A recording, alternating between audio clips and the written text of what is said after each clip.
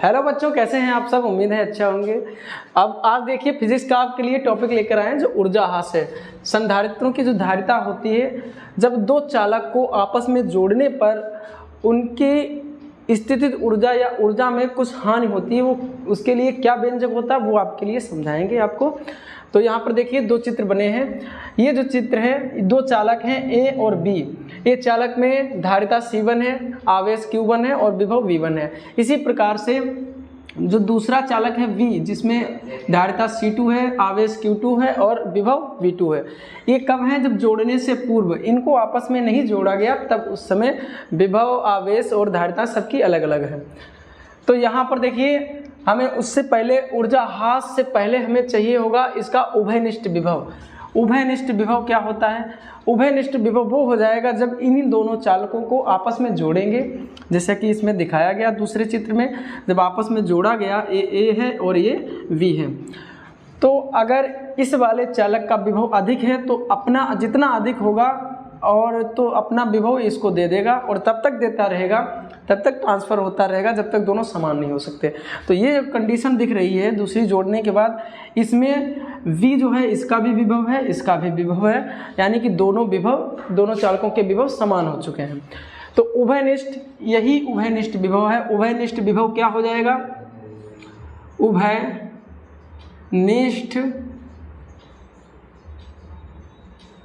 विभव बराबर होता है कुल आवेश बटे कुल धारिता। कुल धारिता। अब यहाँ से देखिए कुल आवेश जो होगा Q1 कितना हो जाएगा? C1 V1।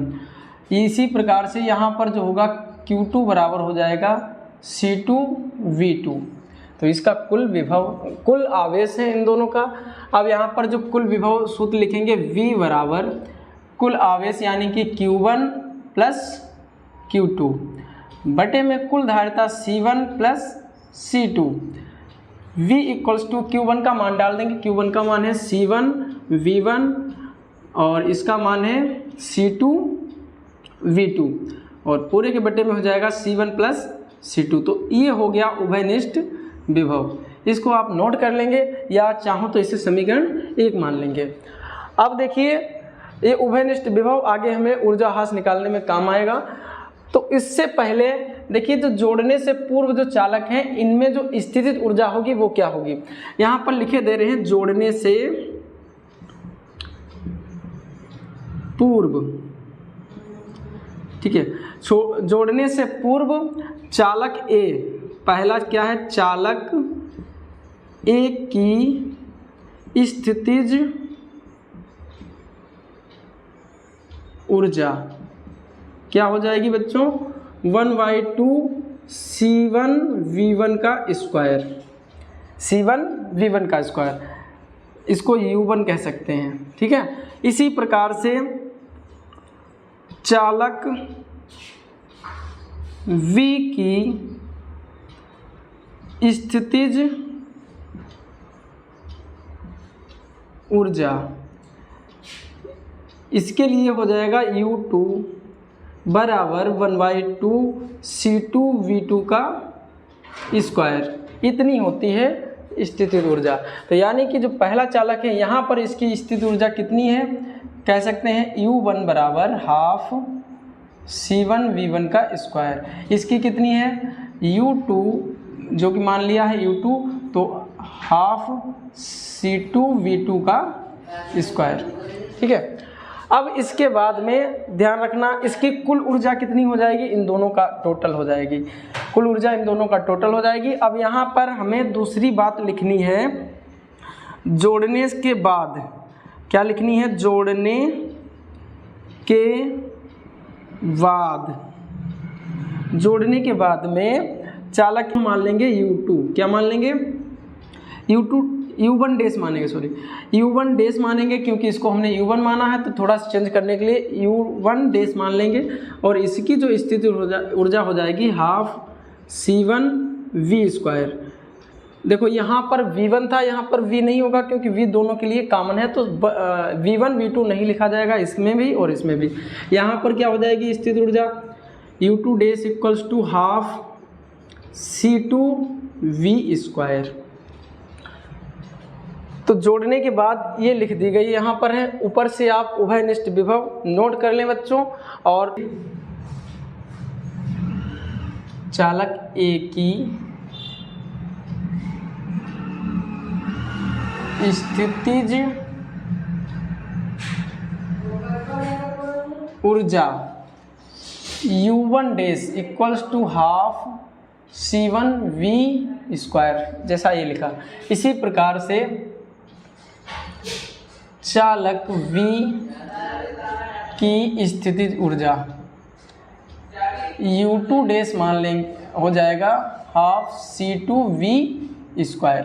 अब जरा ध्यान दो, इसमें देखिए जब चालकों को जोड़ा नहीं गया था तब इनकी कुल ऊर्जा थी U1 प्लस U2, ये मान के चलेंगे दोनों की, और जोड़ने के बाद में इनकी कुल ऊर्जा हो जाएगी U1 dash plus U2 dash. तो इनको जोड़ने में ये तार जब एक दूसरे से जोड़ा गया तो कुछ जो होगा विभव या कुछ ऊर्जा जो होगी वो इसके तार में संचित ऊर्जा हो जाएगी, और वही संचित ऊर्जा ऊर्जा हास कहलाएगी।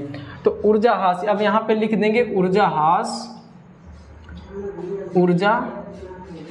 हास डेल्टा U बराबर क्या हो जाएगी, जोड़ने से पूर्व की कुल ऊर्जा, जोड़ने से पूर्व की कुल ऊर्जा है half C1V1² plus half C2V2²। ये हो गई जोड़ने से पूर्व। इसमें से माइनस कर देंगे, क्या माइनस कर देंगे, जोड़ने के बाद की कुल ऊर्जा। बच्चों चित्र आप समझ गए होंगे अच्छे से, इसकी स्थिर ऊर्जा, इसमें धारिता, आवेश और विभव। अब हम चित्र को थोड़ा हटा रहे हैं, यहाँ से चित्र जब हटा देंगे आप अच्छे समझ गए, ये जोड़ने के बाद का चित्र है।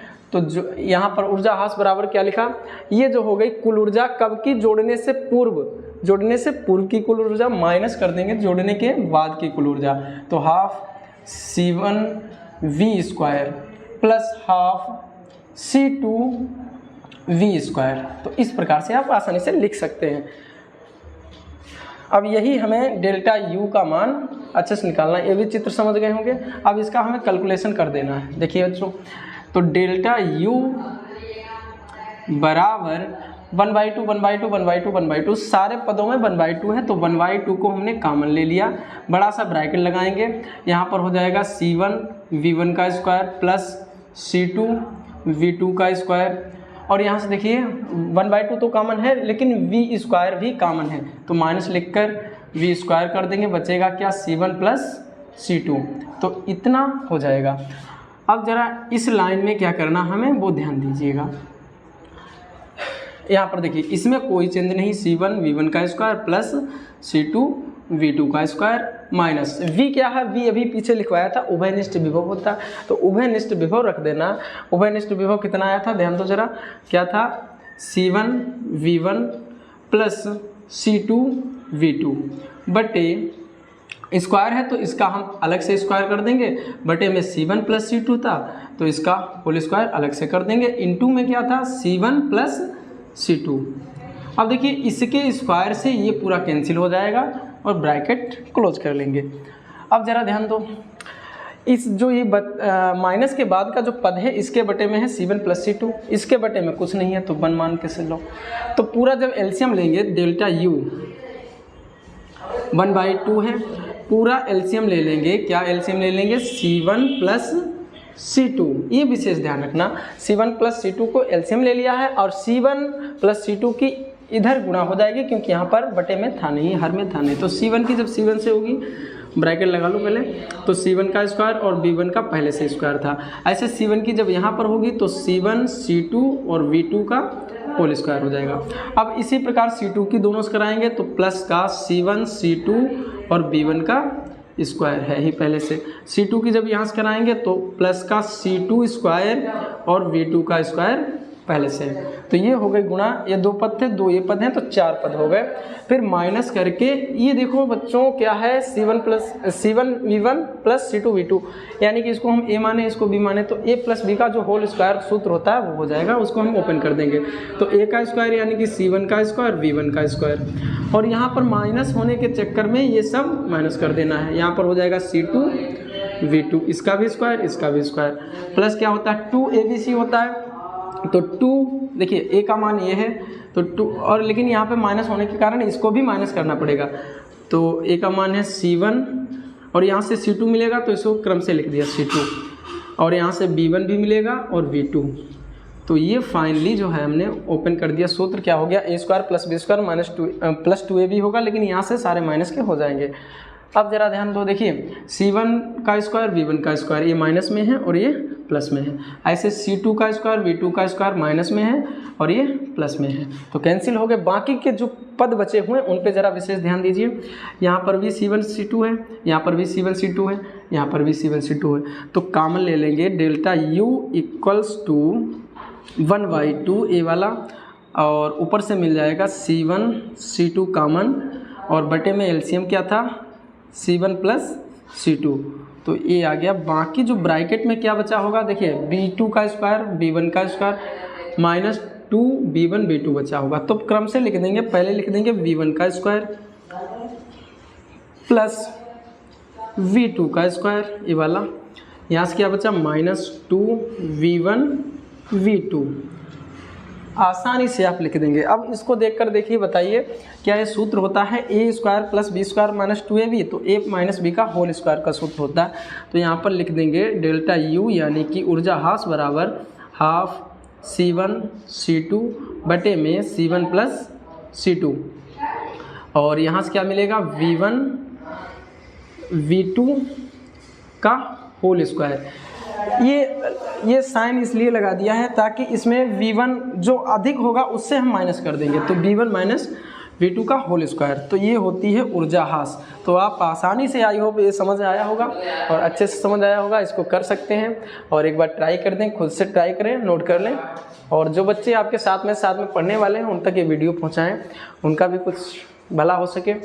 और अगर वीडियो सही अच्छा लगा हो तो इसे लाइक कर दें और